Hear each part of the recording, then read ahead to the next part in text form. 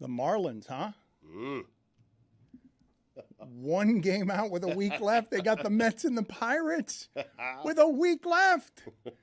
And about the only thing that the Dolphins could do yesterday to totally swamp anything Marlins related is what they did. I have a series of facts here for you, Chris Cody. I want you to pick your favorite one. Wow. Sean Payton, for 5 years, will make between $17 and $20 million a year. The Broncos will pay Russell Wilson $296 million through 2028. Get out of here. Sean Payton said last year that Teddy Bridgewater, don't be surprised if he replaces Tua. The Broncos gave up a first and a second round pick for Sean Payton, who last week had them preparing for Tua by having Ben DiNucci throw left-handed in practice, even though he was not left and is not left-handed. Get out of here. Yep, that's how they prepared for Tua. He's a righty? That's correct. That's a tidbit that made me lay the 6.5 with the Broncos. Then there's this group of facts, okay, because the Dolphins didn't have Waddle yesterday. Yeah. Don't need Jonathan Taylor, but could have had him. I don't think he would have done better than 8 touchdowns and 375 yards from the running back position, but maybe, given the way that it's going. Uh-huh. But this is what I want to show you as well, because this part in today's NFL is nuts. So they had 70 points through 3.5 quarters. The Jets have 42 points this season. The Patriots have 52 points this season. There is not a team in the NFC South who has 70 points this season. The Vikings have the leading passer by yardage and the leading receiver by yardage. They don't have 70 points this season. What you saw yesterday was totally nuts. And then Next Gen Stats says the 5 fastest times recorded this season from people running with a football, 3 different Dolphins own all 5 of the times. Amazing. They have the most exciting thing in sports right now. I look forward to watching this team. They head to Buffalo this weekend, and they're not sweating Buffalo. Buffalo is sweating them. Well, Buffalo's been just as good as they've been, even though they've lost. Okay, that's fine. That was your analysis last year as well. Yeah. And I was right. I mean, not as it related to comparing them to the Dolphins, you weren't. You said they've been just as good as them? They had half as many points. They lost to the Jets. Their point differential's the same, even with that 50 spot that the Dolphins got yesterday. But regardless, the Bills, we'll see. We'll all get to find out together. It'll be a great deal of fun watching them at the top of the division because they're clearly better than the rest of the division. And this is the other fact I want to give you. Tua was drafted 5th overall. Zach Wilson drafted 2nd overall. Which is your favorite from those facts, Chris Cody? Teddy over Tua is my favorite there. Yeah, that's a bad one. It's Mike, just because he's doing that thing. He's on TV saying the thing wrong. Big wrong. let's play the video, Stugotz, of Sean Payton didn't like the reporter going into the question, the preamble of the question. It is such great sound. I'm not certain the reporter asked a question. And he was just rubbing it in. That's right. And Sean Payton did not like it. He was just giving him, look, this is a historic embarrassment. After the game, Tua's like, we don't want to humiliate anyone. McDaniel's saying, I know I was a ball boy there and they didn't interview me for the coaching job in 2021, but I didn't think we should score more points. We're not looking to embarrass anybody. They could have. They could have put up 80-something in that game. But let's go ahead and listen to Sean Payton getting testy. I know that you said it's embarrassing, but this is kind of an historic game. I mean, this is I'm aware. third time the team has scored 70 points over 7. What's the question? I mean, What's the how do question? you feel about it being I just finished telling you. Historically embarrassing. Next question. How do you feel? I just told you I was embarrassed, but how do you feel about being historically embarrassed? Let's play that one more time so you can just hear at the end when he's saying, what's the question? Well, the question is, you're not just embarrassed. What about being historically embarrassed? I know that you said it's embarrassing, but this is kind of an historic game. I mean, this is I'm aware. third time the team has scored 70 points over 7. What's the question? What's the How do you question? feel about it being I just finished telling you. historically embarrassing? Next question. He regrets coming back, right? Yes. He could have gotten that money anywhere, Billy. He got it there. He could have gotten that money. He was the coveted free agent. Man, things move fast in that sport. Because now what's McDaniel worth when you can see that clear and obvious of schematic advantages, Stugotz? When you're watching and that team is now the Chiefs' offense, and I gave you the stat. It's better. I'd slow down there just because the Chiefs have been in the AFC Championship the last 5 years. Right. But what you have at the quarterback position with the accuracy is one thing. But the stat I gave you last week that is the stunner is he gets rid of the ball on average in 2.4 seconds, faster than anyone in the league. That's going to help you keep him healthy. And on top of that, getting rid of it that fast, he's throwing the ball further downfield on average attempt than anyone else in the league. That combination with the accuracy, that's not stoppable. His receivers get downfield faster than any receivers in the NFL. Like Sam Howell was sacked 9 times for the Washington Generals yesterday. Washington, that should be the Washington Commanders. Generals. The Commanders, I'm sorry. No, they should be the Generals, the team that played the Globetrotters, because he threw 4 interceptions as well. But, Dan, on all 9 of those sacks, he held the ball for 4 seconds or longer. You can't do that in the NFL. And Tua never does it. No, but it's one thing, though, Stugotz. Yes, you're right. You can't hold it that long in the NFL. Tua can move in the pocket, but he's not really a scrambling quarterback. But the difference between 4 seconds and he's the fastest in the league with his decision making. Not second fastest, not fourth fastest. Right. Man, do you know, as we sit here talking, I would say that a defensive lineman would have to be entirely missed by the offensive lineman to get there that fast, to get there in less than 2.4 seconds. The offensive lineman would have to not just be incompetent, it would have to be just missing you entirely. And the way they're playing football through 3 games makes you think that all the expectations for this season are warranted. It's still built on something fragile, because I always have to say the sentence, if he doesn't get hurt. Because this is specific. You can tell me a lot of quarterbacks can do this if you want, but I saw Skylar Thompson with this offense. He doesn't do the same things. It's not the same. The amount of reps that Tua has gotten, this is how a young quarterback grows over years. It doesn't look generally the way it looks for C.J. Stroud at the beginning, where he's getting pressured and having success anyway. It takes a couple of years to learn it, so much so that Sean Payton, given close to $20 million a year, said he would not be surprised if Teddy Bridgewater replaced Tua. Teddy Tua gloves. I'm telling you, it's so weird being at the stadium yesterday. Dolphins fans legitimately don't know how to process this. Well, how could you? I'm telling you, like, in between quarters, when you're getting a drink and you're in line with other Dolphins fans, you're high-fiving, but you're just like, wait, so we're good, right? Like, this is real? It's every Dolphins fan. It's the exact same thing. It's just like, I don't know how to react to being this team. I'd go a step further, because I still have some of my friends who are holdouts, and I see their text strings when they're calling the coach an idiot and saying, here we go again, 4th and short, we're giving it to Engold, we're going to be at the half, it's going to be a 4-point game at the half. And I just texted back, how ridiculous do you feel right now? You won by 50. You're questioning that a coach who clearly knows what he's doing is going to go for it on 4th and short because he really trusts his offense to be better than your defense. Some red flags, though, with him yesterday, right? It. You want to have that killer instinct out of this. the coach. Like, you want to go for the record if you can, if you have a chance. I understand, like, you don't want to embarrass the other team, but, like, Sean Payton's not that person you show that respect to. You know what I mean? Like, it's not like, Pope Francis or something. Like, Sean Payton's someone that you can embarrass. It's not a big 70's deal. enough. We're not in this for regular season. No. Oh, please. Come on. Plus Stop. a revenge game for Lord Fangs. Exactly right. Yeah. That was one where you rub it in as much as you can. I would say we rubbed it in, guys. No, get out of here. They took their foot off the gas. I do agree with obviously not playing the players in the fourth quarter, but they were trying to actively not score. They were trying to trip over the yard lines if they could. Like, they were trying to knock it in the end zone and run up that score if they had to. And by the way, I will say this, Dan, and here's an announcement. Jason Sanders has been downgraded this week. Yeah.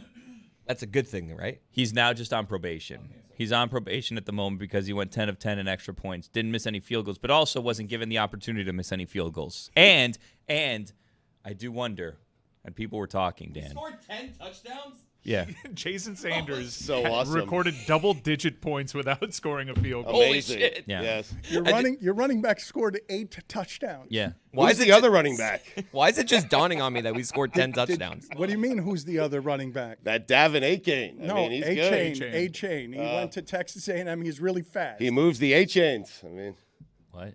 He does. I like where he's going. Well, anyways, some people are wondering, Dan, would they have gone for that 73 points if you had faith in Sanders? Because if you go out there and you try to kick and make it 73, then your kicker misses it. You look like a silly. Let me explain.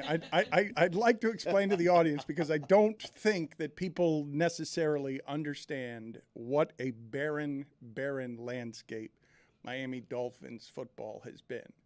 During the broadcast yesterday, they said the Dolphins have not started consecutive seasons 2-0, not 3-0, 2-0, since 01-02.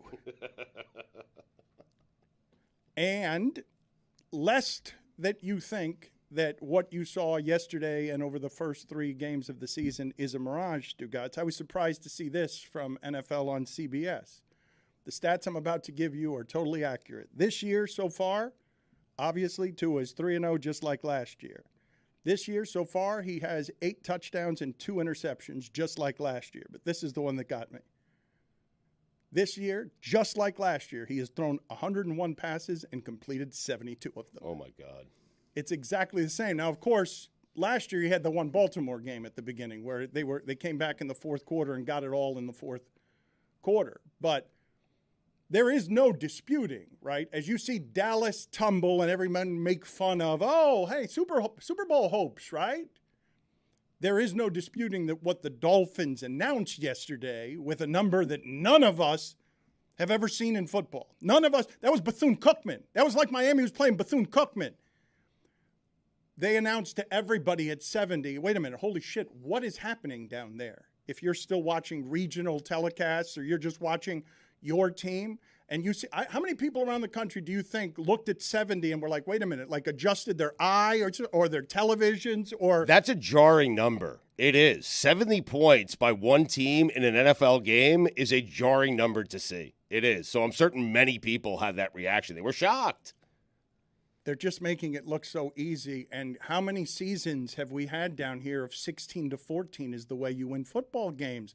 19-13 is the way that you win football games. Stugotz, it's been like that. Has it been 20 years like that? Has it been 20 straight years of the only way that the Dolphins are going to win a football game is a way that's not interesting?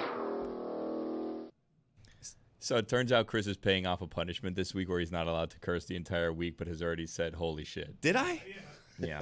Did I? First segment of the week. So it starts over next week? No, clock tomorrow. restarts. Oh, okay. I can do it tomorrow, and then I'll do it through Monday next week. I told him before the show because he's got several outstanding, several outstanding punishments. Now you Let let him him fly fly. now. Yeah, exactly. Well,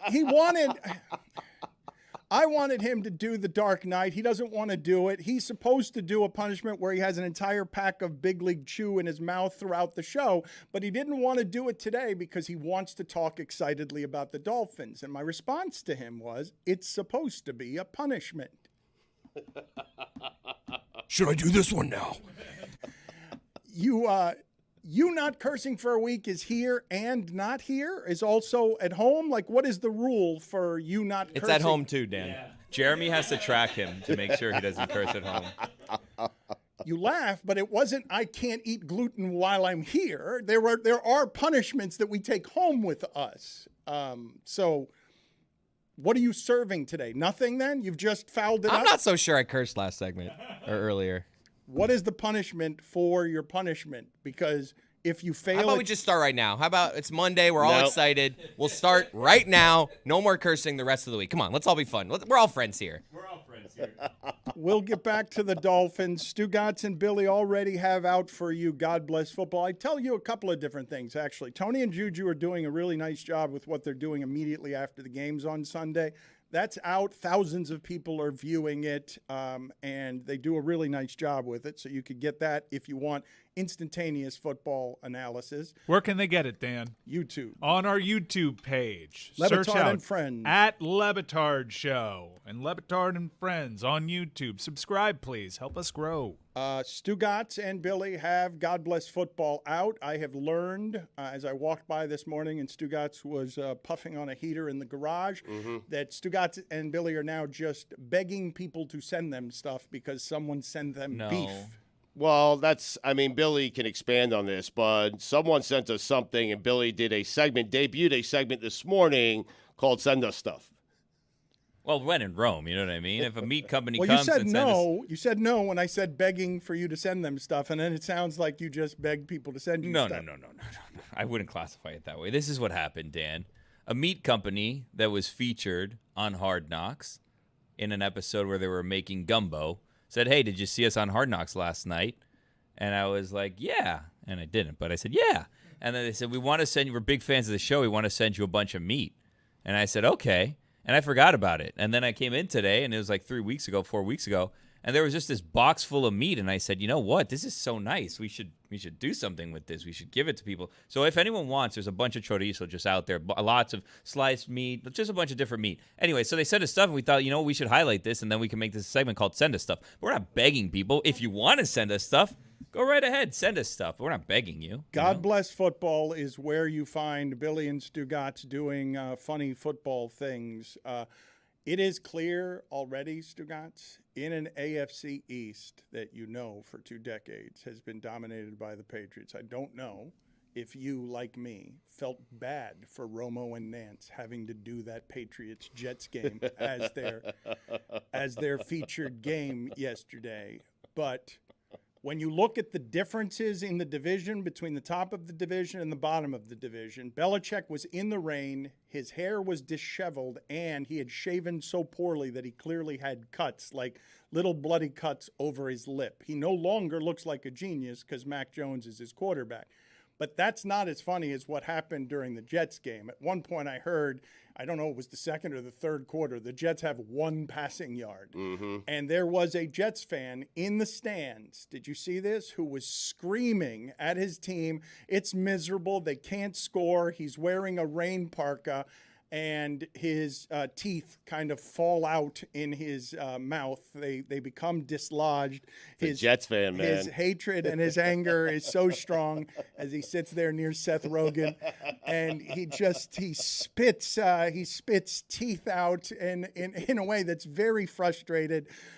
Put it on the poll. Has your football team ever frustrated you so much that you spit out your fake teeth? A Jets fan losing his teeth while saying, "Get the to Zach Wilson. Maximum Jets, yes. Is as Jetsy as you can formulate it in a lab. He can't even finish telling his starting quarterback, his bust of a quarterback, "Get the F out of here," because on the F word, his teeth fall out. How frustrating is it for the Jets to see the Houston Texans have one of the 7 fullbacks in the league running a kickoff 85 yards for a touchdown, and they can't get touchdowns? I will tell you again that the Jets have 42 points this season. They got to do something about this quarterback position. They have to. They cannot start Zach Wilson again. The window is slamming shut. They don't trust him to throw the ball, and they have good reason to not trust him. They see him every single day in practice. The sample size is large enough. But I will say this. A lot of this is on Joe Douglas, and a lot of this is on Robert Saleh. It's also on an injury. Well, address the offensive line. The reason we have to sign Brett Favre, the reason we have to sign Aaron Rodgers past their primes is because we can never get the quarterback position right, ever. We take Sam Darnold. We take Zach Wilson. And then what do we do once we have Zach Wilson? We don't coach him up. We don't make him better. We don't get an offensive line. The offensive line has been a disaster for years now for the Jets. And I'm not certain they'd be any better if Aaron Rodgers was the quarterback. Well, they would be. Dan, they would be. Stugotz, they can't be. Dan, that offensive line is one of the reasons Aaron Rodgers got hurt. They've got incompetence at the position. Aaron Rodgers would not be that. at the position. But they matched up against a really good defensive line from Buffalo, and they opened up a bunch of holes in the running game. And you have Nathaniel Hackett, who, other than like having Zach Wilson, I'm sure he felt pretty good about his Sunday considering what the Broncos did.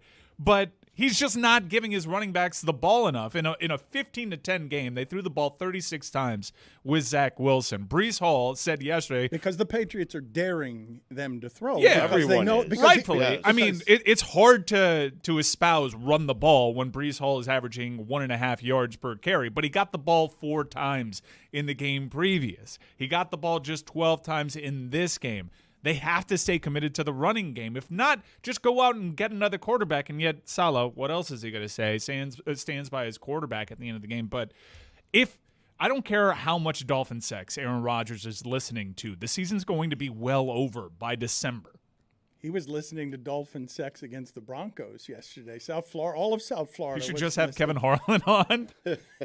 Dan, I have a Dolphin stat. Would you like it? Yep. A stat of the day, even some might say. Ready? Well, you need your music. Oh, You well, then we can't, won't. Then it's not a stat of the day. Well, I'm just trying to make things easy for Mike. Right. All right, so yes. Now, So after, just a stat. after- so now you've decided after 15 years, today's the day you're going to try and make it nice. easy. Start of the day, start of the day. It is your start of the day. Start of the day, start of the day. It is your start of the day. Start of the day, start of the day. It is your start of the day. Start of the day, start of the day. It is the start of the day.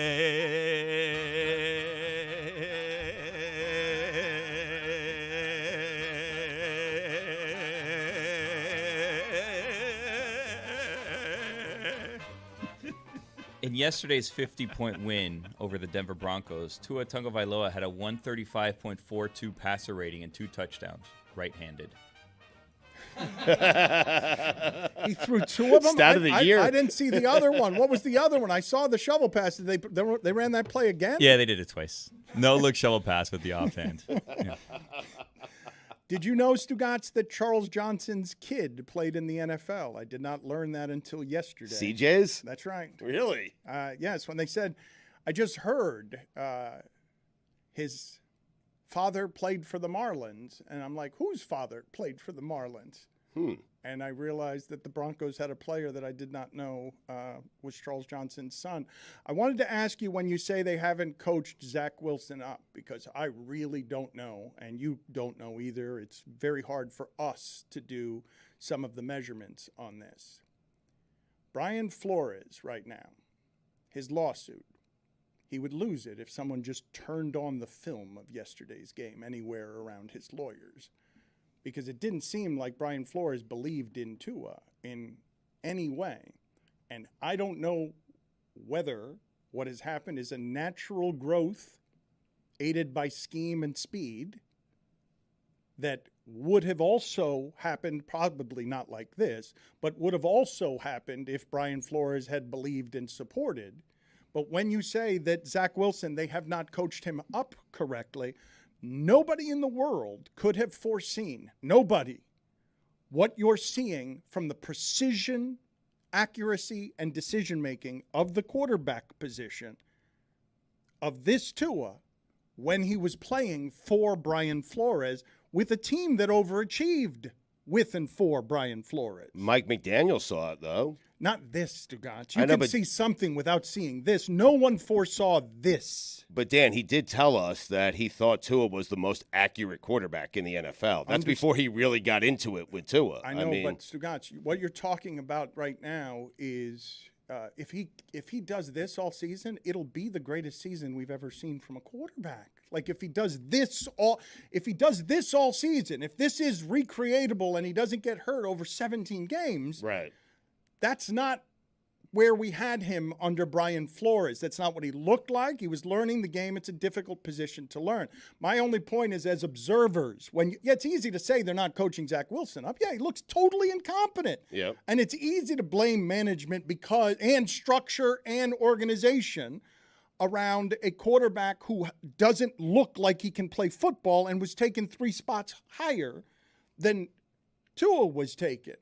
And I've had to walk back my position on coaching because of the evolution on coaching, because I'm watching San Francisco and the Dolphins, and they look like they're light years ahead of the guy who just got $20 million a year from the Walmart family that spent $4.65 billion to own that team because he was supposed to be smarter than everybody else. They look light years ahead because they are light years ahead. Jimmy Garoppolo does not look like the same quarterback without Kyle Shanahan. I mean, what Mike McDaniel has done with Tua is absolutely incredible. And yes, Dan, he was a big-time prospect coming out of college. We were talking about tanking for Tua. That's what teams were trying to do. They wanted that quarterback so badly, but no one, and I mean no one, could have seen that he was going to turn into this. And a lot of it has to do with Mike McDaniel and the players they have put around Tua. You can tank for Tua and expect him to be good. Trevor Lawrence came with exactly the same expectations. No doubt. And it doesn't look like this. I always get a slight chuckle out of people describing Miami's and San Francisco's offense as innovative, because the principles of their offense have been around for 40 years. It's the Shanahan offense.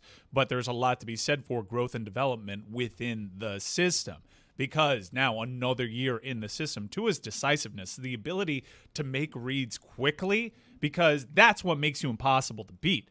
When you take the top off the defense, we saw even Patrick Mahomes struggle when teams were like daring him to take what's underneath. Tua's not having that struggle this season. That Patriots game is a great example of how you stay in a game against Miami and how Miami is not falling in love with a cheat code in Tyreek Hill. And now they have their running game online. Armstead was hurt all of the year. And now you see Armstead back in that team. And what their running game is doing, that is the Shanahan offense. Mike, right there was there. no Waddle yesterday.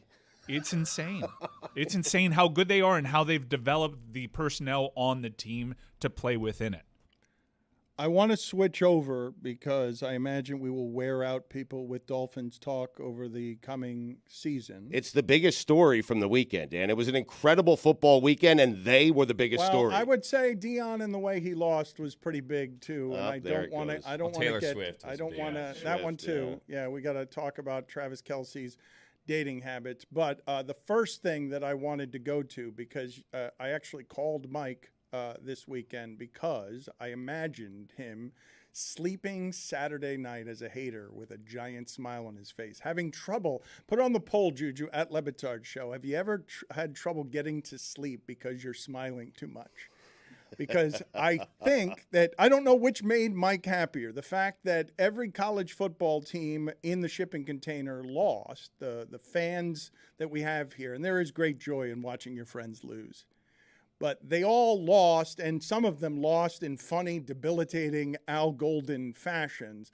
But also, Mike the hater, who has had to eat a month of Dion talk, a month of the way Colorado's building it is better than the way Miami is building it. I understand Miami hasn't played anyone. I understand that Temple doesn't impress you. However, I would say that not unlike the Miami Dolphins, their quarterback, Stugotz, with time to throw. Very good. With time to throw, as he always has had this season, because that offensive line is as good as money can buy, is a different football team. And so it's not just that the University of Miami has started unbeaten this season and is dragging teams that might be okay, like Miami of Ohio, which beat Cincinnati, or Texas A&M, teams that might be okay. Yeah, you say they haven't played anybody, but I mean, if that was you take, a top 20 team at the time, right? If you take Bethune out of the equation, which is an FCS team, the FBS teams outside of Temple are undefeated, were not for playing Miami. Understood, but as I tell the audience right now, Miami of Ohio, Temple, and Texas A&M as victories. That would be a yawn from our audience on the strength of schedule. They'll have chances to prove it. They're going to play FSU. North Carolina, they'll have a chance now. That's the first chance. North Carolina has in Drake May a quarterback who's supposed to be taken top 5, and I've heard people say that he is in the discussion with Caleb Williams. So no, he's not. I don't think so either. Not for the Heisman, but for the top pick in the draft, he is. For the top He's pick actually in that yeah, discussion. That guy's yes. a prototype. Yeah. He's a great player. We will find out Hopefully the Jets get him soon enough. You're not going to draft a quarterback. If you're not trading for a quarterback because you're afraid of hurting Aaron Rodgers' feelings, you're not going to draft a quarterback. Here's the other thing. Matt Ryan, his agent is calling the Jets. The Jets say, nah, we're good. You're not good. Carson Wentz, his agent calls the Jets, and I don't want Carson Wentz, but it's better than Zach Wilson. The Jets say, nah, we're good. And so now we're going to be held hostage by a guy who has played 4 snaps for us. We're not going to get a quarterback or draft his replacement because we don't want to upset Aaron Rodgers. What is that? Have you considered rooting for another team? Yes.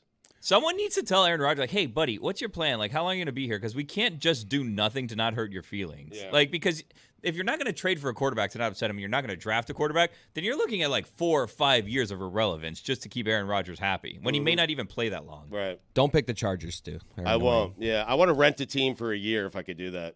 Just for a year, till Aaron gets healthy. The second Aaron is back, I'll be back to I the tried Jets. this. People won't let you forget it. Well, I want to rent your team. Fuentes, put it on the screen, please, in the corner. The Jets fan with his teeth falling out, just so that Stugotz can see what is happening in his life right now. He's out after 3 games. They've finally broken him. He wants to rent another team, and it's the Dolphins, which is their only rival. Correct? The Jets. Well, the Bills, the Patriots. They've lost to the Patriots 15 consecutive times now, Dan. That's amazing. That's not a rival. Hammer and a nail don't have a rivalry. 15 consecutive times. Not a rivalry. I mean, most of those had to be without Brady. I mean, It's not a rivalry. Put it on the poll. Do you have a rivalry if you've lost 15 straight times to a single team? The Jets have one rival. Yeah. It is the Dolphins. The Dolphins. This hurts, right? It hurts enough to spit up your teeth. That the Jets have 43 points this season, and the Dolphins came very close to having that at the half yesterday. It all hurts, Dan. I know. I mean, thank you for the reminder. It all hurts. Marino still hurts, okay? We passed on Marino, and he went to the Dolphins. That still hurts. All of it hurts. Every single bit of it hurts. We sent Chad Pennington down here. He had the best season he's ever had. They won the division. It hurts. Yeah, they won the division, but it was with games that were 16-14. But they won. I understand. They didn't win in the playoffs. They got to the playoffs. I'll take losing in the playoffs. They lost in the first round of the playoffs, and I will tell you again, the most enthusiastic thing about this Dolphin team, it's not that it's winning, it's how. Because it won with Chad Pennington to go 11-5. But all the games were insufferable to watch. Not since Marino have I ever felt the Dolphins have the better team that's on the field all the time. That's a long time. That's multiple generations, Stugotz. I know. And not since the early 2000s did you even entertain the notion of a Super Bowl. And I think you have that. You have a Super Bowl. You have a Super Bowl favorite down here in Miami. You go to Buffalo, Dan, and you feel like you have the better coach. You feel like, I cannot believe I'm saying this, you feel like you have the better quarterback. You do. I mean, you do. I think that you have a far less reckless quarterback. I still fear Josh Allen both ways. I fear that I will lose to him, and I would fear having him on my team because he'll fumble 3 times and throw an interception. Both ways, I fear Josh Allen's just general recklessness. I do believe that they will lose close games because, and already have, to the Jets somehow without Aaron Rodgers. By the way, I did mention that they had 43 points. 22 of them were in that game. So, like, Right. they are going to be hard to watch all season if they do not change their quarterback. Because, again, the announcers said during the game yesterday, and I felt bad for Romo and Nance, I heard the phrase 1 passing yard. We weren't in the first quarter anymore. It was either the second or the third. I can't remember. There was one time where he just fell to the ground. Like, there was no one around him, but he is like, Dan, he's thinking so much out there, and he's so nervous, and the moments are just too big for Zach Wilson. And the coaching staff clearly said, hey, just don't turn the ball over. So rather than try to make a play, he is willing to fall straight to the ground, take a sack, so he doesn't turn the ball over. It is dreadful, It's man. the opposite of how the Dolphins are playing, right? Because you could see the confidence in the people involved. When RG3 says of Tyreek Hill, this is the best wide receiver in the game, this skill set, and what he says, no, man, that's my quarterback. That's my quarterback that is making me look like that because everything he throws me is I'm catching it in stride. If I have a yard, and he always has a yard on everybody in every direction, if I have a yard, my quarterback is making me look like Justin Jefferson. out there. But getting back to what I was saying about the Miami Hurricanes and Mike Ryan falling asleep with a smile on his face on Saturday night, he was maximum hater of Deion Sanders. Said it flatly. Said, I hate him. I hate what's happening. Was jealous of what was happening there. Was threatened. Was bothered by Warren Sapp and Michael Irvin and The Rock, all University of Miami guys. What do you say? What are you shaking your head no about? You were bothered by this. Dan, no, you're projecting again. I understood where people were coming from. I'm not going to go at The Rock for supporting a school he didn't go to. That would be stupid of me and hypocritical. But it was having a little bit fun with the notion that we're celebrating Deion Sanders, even though he's eking out 1-point victories as a 24-point favorite. And I did really get a huge chuckle out of the promos for the USC-Colorado game in the middle of NFL programming, calling it the biggest football game of the year, kind of forgetting that at halftime the Colorado Buffaloes had minus 40 rushing yards. That smile is the one Dan's talking about. Colorado Buffaloes, it's going to take a minute. And I think we all got carried away because that first win at TCU was so important to establishing the culture. And I have very little doubt that Colorado will matter henceforth as long as Deion Sanders is there. But we were breathless. That it takes a while to build up the trenches, and that is a very tiny Colorado team on the inside. And I really enjoyed how much Oregon talked about it entering this game. Dan Lanning had a really funny pregame speech, and I was really curious to see how Deion Sanders would deal with the first bit of adversity he's had to face at Colorado. Who would he point fingers at? And if the loss to Oregon is any indication, this is going to get real nasty around loss number 4. But here's Deion Sanders after the game. I don't think it's a target on our back. I just think this just teams are trying to beat me. They're not trying to beat our team. They keep forgetting I'm not playing anymore. I had a great career. I'm serious. I got a gold jacket, ain't back. So I'm good. But that's what it really is. I don't think they get any extra satisfaction, you know. It is what it is. And I signed up for it, so let's go. No, that don't make it tougher on our team. These are grown men. I'm not out there. If I was out there playing against every coach I played against, we would be totally dominant. That's so great. That's so great. Also, is he not paying attention? I mean, there's a massive target on their backs. Well, I do love that after 3 wins, me, and then after the loss, why are they trying to beat me? This is on the kid. Beat the kids. Well, they did. I know. Beat them up and down. Dan Lanning, did he release? Like, they must have released that pregame speech. They knew they were going to win. They know the size advantages that they have up front. And Lanning was somebody who, I'm assuming their social media team put this out, right, Mike? That they released this video that we're going to go to in a second. He gave the television network full access to that speech. He gave them no access leading up to the game and then gave them full access because he knew he was going to unleash. He had, now that the writer's strike is over, I imagine he got one early to cook this one up.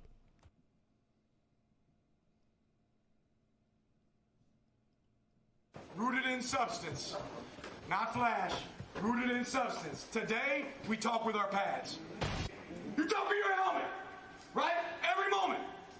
The Cinderella story is over, man. Right? They're fighting for clicks. We're fighting for wins. There's a difference, right? There's a difference, right? This game ain't going to be played in Hollywood. It's going to be played on the grass, right? It's going to be played on the grass. Let's go. The spittle came out of his mouth. You talk with your helmet. Great. You talk with your pads. Play with your pads. The spittle came right out of his mouth, Stugotz like. It was a big chunk of spittle because he's a football coach through and through, and that is the most watched game he'll have all season. Also, he said that they're all substance. Don't they have like 52 jerseys and like no national championships? It just seems like if there's any, besides Colorado, who's the flashy team that hasn't really won much? Don't they also have like an ornate barber shop in their $7 billion locker room? Because they're funded by Nike, whose founder, Substance. Phil Knight, calls plays from a skybox. Not my favorite spittle-soaked interview, though. Give me this one. Because Ryan Day had my favorite moment The best. of the sports season. Yeah. And I would just like to thank Al Golden, defensive coordinator for the Fighting Irish. The 2 final plays of that game, you thought your defense was good enough to just have 10 players out on the field. Phenomenal. It was great. We will get to that video in a second. Stugotz, late in that game, I think Ohio State converted a 3rd and 9, a 4th and 7, and a 3rd and 19. And then at the end, Al Golden just sent twice 10 players onto the field. Out of a timeout. It was breathtaking. Marcus Freeman, though, in his defense said, I noticed the second time, Right. but I decided I didn't want to give them the half yard. I decided to give them the A extra touchdown. player. There was definitely someone while it was happening. Not him. He's lying about that. But there was definitely someone who noticed, right? Like the 2 players that should have been there, like one or the back or whatever, like looked at each other and like, The other team noticed. They ran it where the defender was supposed to be. Well, but on Notre Dame's side, for sure, someone was aware it was happening before they lost the game, and they're like, I'm not saying anything if you don't say anything, because like we need to go down with the ship on this one. Like one of us has bleeped this up. Like we can't admit this problem. We just have to hope that this turns out the right way, right? Yeah. All right, so you can see on the screen here, Stugotz, where it is Ohio State is going to run the ball because Marcus didn't want to give him a half yard. Oh, Golden. Oh, you gem. The gift that keeps on giving, Al Golden. The game is on the line. It's a goal line. You don't even have your player. What are you doing? Is that the smile you're talking about, Dan? he was thrilled because Jessica must have been suffering this. I was the told worst. she was coming in today, and then all of a sudden she vanished. No, she was supposed to be on the schedule today, and now Tony got She had a rough one. bullpen. Called up from the bullpen, buddy. I'm always here. Thank you, Tony. I appreciate that. I again tell the audience on YouTube, Tony and Juju are doing it differently immediately after games. You should check them out immediately after NFL games on Sunday. Thousands of people are doing so. But beyond Notre Dame embarrassing itself at the end, Stugotz, I think I'm with Mike on my favorite thing of the weekend was not just this Ryan Day insane sound because he was so happy to win after the game, but the fact that he was going after what an 86-year-old Lou Holtz had said to someone on the Pat McAfee show wearing a Lou Holtz mask and impersonating the lisp of Lou Holtz. So he's furious. What a time, man. He is furious about 86-year-old Lou Holtz accusing his team, his school, of a lack of grit. And here's Ryan Day giving the single most interesting interview right after the game he's ever given. Like, I'd like to know where Lou Holtz is right now. What he said about our team, I cannot believe. This is a tough team right here. We're proud to be from Ohio, and it's always been Ohio against the world, and it'll continue to be Ohio against the world. But I'll tell you what, I love those kids, and we got a tough team. Tough team. Like, I'd like to know where Lou Holtz is right now. No one cares where Lou Holtz is right now. Well, he's sleeping. He's Not even his family. He's 86 years old. Well, he was at the game. He was probably feet away from him. Sleeping. What he said about our team, I cannot believe. Do you have to be like emotionally and mentally unstable to be a head coach? Yes. Yeah. Okay. I cannot believe. It's deeply unhealthy. Like, I'd like to know where Lou Holtz is right now. Also, his hair very dark. He yeah. claims that it's natural. We asked him about it on not. God Bless The Football beard last is dark, year. too. Ask him straight up to his face. Said, "Hey, Yes. coach, there's no way." Tough And he said team. it's real. He swears, yes. Give me the entire sound again. And it'll continue to be Ohio against the world. Again, though, I need to explain to people, on the Pat McAfee show, it was someone wearing an old man's bank robber mask of Lou Holtz, speaking with an exaggerated lisp And it was benign.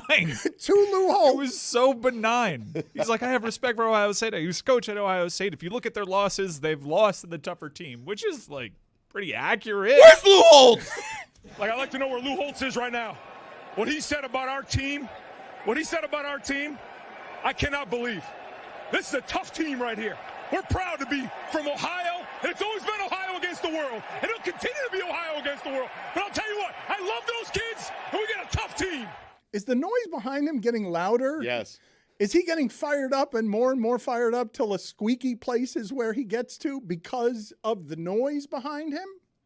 Like, I'd like to know where Lou Holtz is right now. What a game. That game was trash. And then the final 10 minutes happened, and it was a movie. Thank you, Al Golden. Like, I'd like to know where the 11th guy is right now. Also, Ryan Day's from New Hampshire. Billy, before we finish up on the local hour, this is a fun week of baseball. The Marlins have the Pirates, they have the Mets, and they're a game back. The Cubs have been hitting the ball a ton. I don't know what the rest of the schedule is for.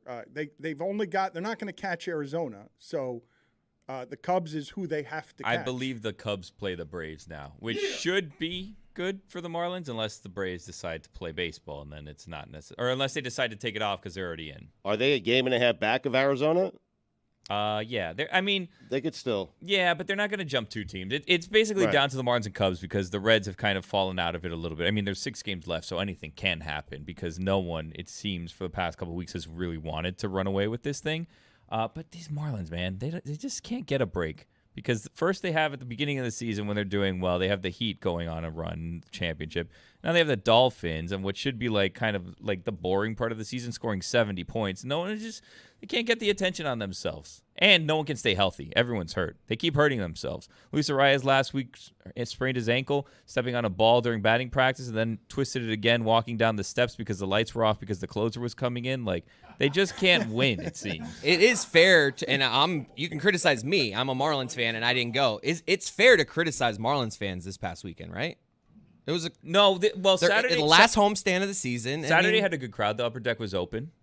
Yeah, upper deck was open, kind of full. Not a bad showing. And by the way, yes, it would be fair. You would think the Brewers are good. The Brewers are a playoff team. If the Marlins made the playoffs, theoretically, that could have been a preview of the first round of the playoffs. The Brewers will be in. The Marlins may end up playing the Brewers in the playoffs if they survive. So it was a good, fun, almost playoff weekend for the Marlins. They end up winning the series. The first game was a disaster. They gave up 12 runs in an inning, so that was an ugly game, obviously.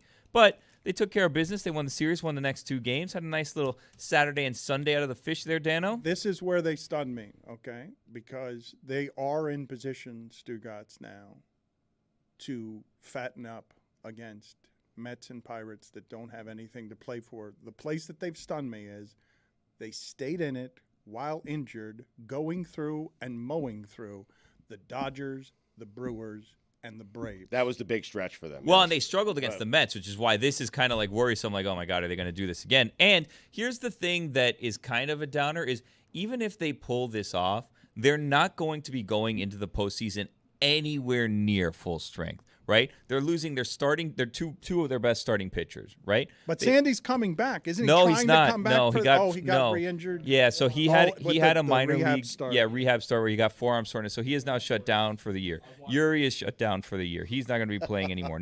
We don't know what his availability would have been in the postseason anyways because of the fact that he has like an innings limit, we assume, because it's his first season. But yeah, they're not healthy. They're going into it, down. So if they go in, let's say they make the playoffs and they lose the first round, and people are like, oh, typical Marlins, whatever. Making the playoffs is a great season for them. Oh, this is the first time, I believe, since 2000. It's already been a great since like season. 2010 that they won 80 games in a season, 2012, something like that. It's already a success. Yeah, No this doubt. has Yes. been a great season for them. It's just kind of a shame because you see what could have been had they stayed healthy and had people played up to what we were expecting in San Diego. So as Dan mentioned, they have the Mets and the Pirates. The Cubs have the Braves and the Brewers. Like, I like your chances here, Billy. But you never know. You never know because, again, you have injuries. You don't know what's going to play out. And also, these Pirates seem to be a little thorn in the side of people, huh? You see what they did to the Reds this weekend? Reds were up, and the Reds are still in it. Reds were up 9-0. The Pirates came back and beat them in that game. Feisty. Quitters, these Reds. I didn't say it. You said it. Chris Cody, give me 30 seconds of your best Dolphin material as the Dark Knight, please. As the Dark Knight, I want your best Dolphin analysis. Finish us out on this hour strong. Rachel, this team hasn't even hit stride yet. The defense is still playing at a C level. You get that up to an A level. You got a Super Bowl contender. I wasn't prepared to do this as Batman. I had plenty of stuff to say, but it's difficult to formulate sentences in this tone.